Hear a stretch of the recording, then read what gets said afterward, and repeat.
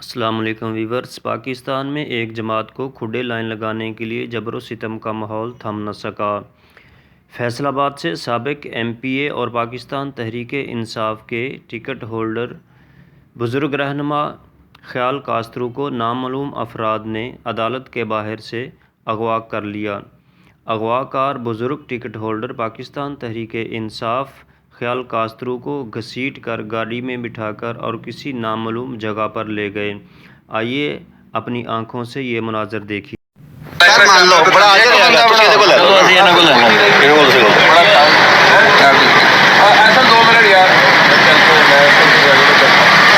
آگے نا چہرہ نظر آ گیا، بس تھوڑا کم ہو گیا۔ کچھ بھی نہیں ہوگا،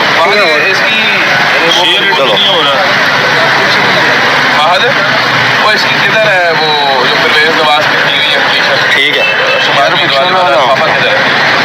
اگلی بھی دکھانی ہے ابھی، رک جائے تو وہ لینا نہیں ہے کیا کرنا؟ بس ایک ہی وہ بنائی ہے انہوں نے نا، مین کلپ ایک ہی سیگا، بس یہ تھوڑے کام دا باقی کوئی کام دا۔ ایک منٹ، وہ وکیلاں والا ہی ہے کلپ جڑا، نہیں پتہ وہ بھی دکھا دیو نا۔ نہیں بس ٹھیک ہے، ہو گئی گل۔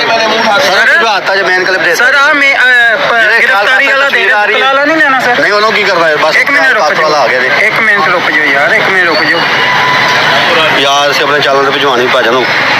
بھائی جی بھائی السلام علیکم۔ چلو بس ٹھیک ہے، وہ بس ان کو میرا خیال ہے تھانہ سول لائن یا کوئی ایجنسیز لے گئی